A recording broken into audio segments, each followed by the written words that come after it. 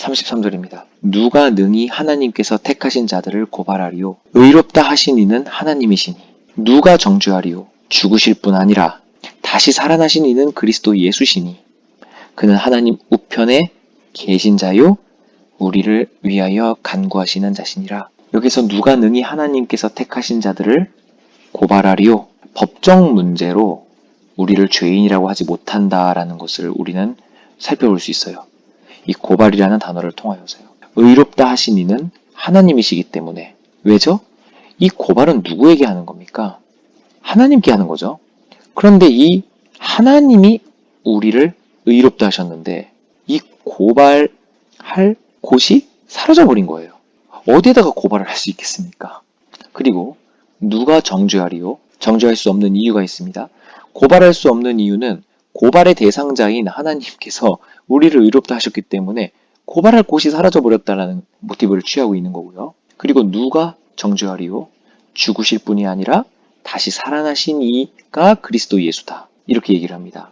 여기서요. 다시 살아나셨다라는 메시지가 있는 이유를 한번 살펴봤으면 좋겠습니다. 진정으로 예수님은 죄를 위하여 죽으셨을까요? 예수님은 죽을 것이라고 말씀은 하셨어요. 그런데 실제로 죽었고요. 근데 이 죽음이 곧 우리를 위한 대속이었다라는 것을 입증해 주지는 못합니다. 이것을요, 입증해 주지는 못해요. 다시 살아나시지 않으셨다면요. 예를 한번 들어봅시다. 예수님이 속으셨다고 해보면 어떨까요? 아니면 예수님 혼자서만 나는 하나님의 아들이다 라고 생각했다라면 어떨까요? 일종의 영웅 심리를 이런 식으로 포장했다면요. 정말 예수님께서는 좋은 말씀을 하시고 기적적인 일들을 많이 베푸셨던 것은 사실입니다. 근데 예수님이 혹시 죄 있는 분이셨다면 우리를 구원해 주지 못하지 않습니까? 예수님은 죄 없다고 주장은 하셨어요. 실제로 예수님은 죄 없었던 것처럼도 보입니다. 근데 그 마음속에 지은 죄가 아주 조금이라도 있었다면 어떨까요? 그럴 경우에는 예수님은 죄 있는 분이 아닙니까? 예수님의 죽음은 다른 사람들의 그 죄는 말할 것도 없고 자신의 죄도 속할 수 없었을 겁니다. 근데 그 문제가 이 부활이 없었다면 여전히 의혹으로 남아있었을 거예요. 정말 예수가 정말 신의 아들일까? 이런 의혹으로요. 바로 이 다시 살아나신 때문에 우리에게 정죄함이 없다라는 것을 완벽하게 입증을 하신다라는 것이죠. 그는 부활하셔서 그럼 어디에 계실까요? 어딘가에 살아계시지 않겠습니까? 바로 지금 하나님의 오른쪽에 앉아 계세요. 이 하나님 우편에 앉아 계시다라는 것은 하나님과 동등하다라는 것을 의미하죠. 똑같은 왕권을 가지고 있다라는 것을 의미합니다. 완전한 삼위일체에 대한 그걸 내포하고 있는 표현이죠. 그리고 이 우편에 계시다라는 것 자체가 사역의 완성을 함축하고 있다라고 이야기를 합니다. 우리들의 구원은 완성이 되었어요. 역사 속에서요. 그것이 지금 이루어지고 있는 시간 속에 현재 진행 중일 뿐입니다. 하나님의 입장에서는 그리고 우편에 앉아 계시는 예수님의 입장에서는 이 사역은 완성되어 있기 때문에 그분은 하나님의 우편에 앉아 계시는 거예요. 근데 그 앉아 계시면서 뭐 하고 계실까요? 현재 우리를 위하여 간구하고 계시죠. 35절이죠. 누가 우리를 그리스도의 사랑에서 끊으리요?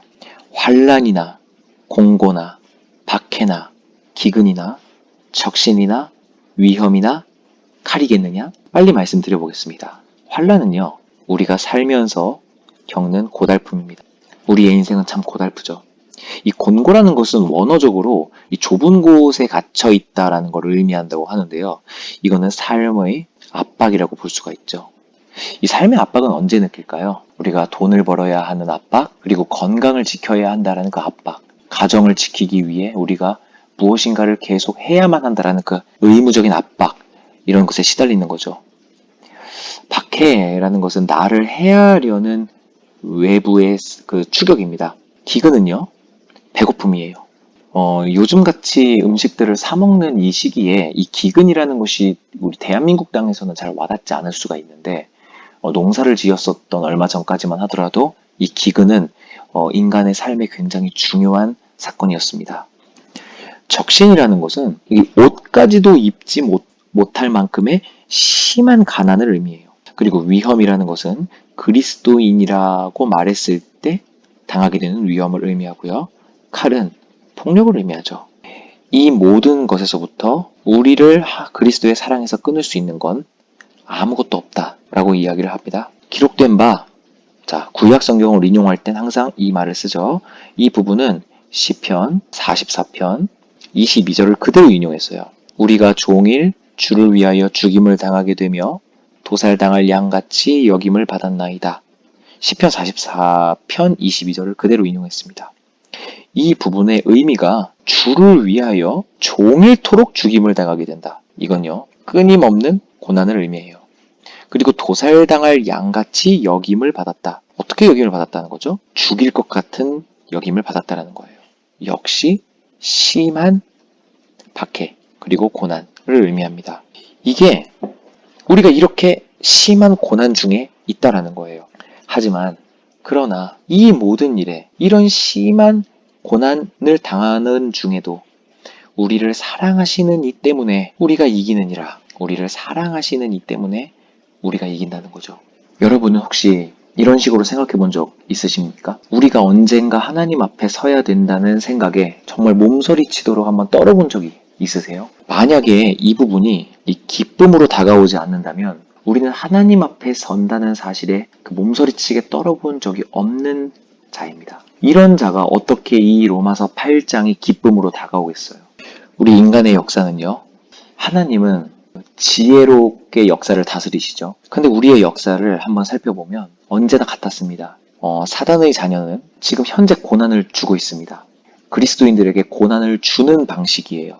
그리고 하나님의 자녀는 정확하게 같은 상황에서 고난을 당하는 방식으로 하나님은 역사를 다스려 오셨어요. 그리고 사단의 자녀는 이 세상의 쾌락을 완전히 누리고 있지만 하나님의 자녀는요, 쾌락을 얻지 못합니다. 그 쾌락을요.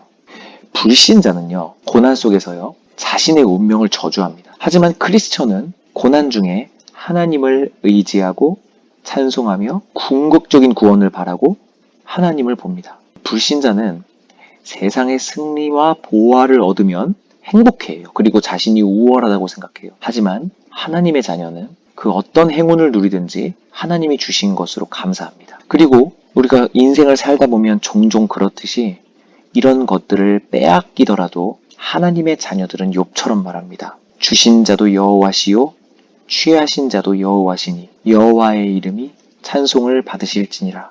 이렇게요. 우리는 이러한 알을 통하여서 넉넉히 이길 힘을 받고 있는 중이고 앞으로도 받을 거라는 것을 우리는 알고 있습니다. 바울은 38절에 나는 확신한다. 굳게 믿고 있습니다. 사망이나 생명이나 이것은 죽으나 사나라는 의미죠. 천사들이나 권세자들이나 이거는 이 온 창조계를 망라하여 라는 뜻이에요. 온 창조계를 총망라한다. 천사들이나 라는 이 말이 실제로 우리들의 하나님의 사랑을 끊는 자들로서 이야기를 하는 것이 아니라요. 하물며 천사들이라도 그러니까 하나님께서 만드신 온 창조 피조물들을 다 이야기하는 거죠.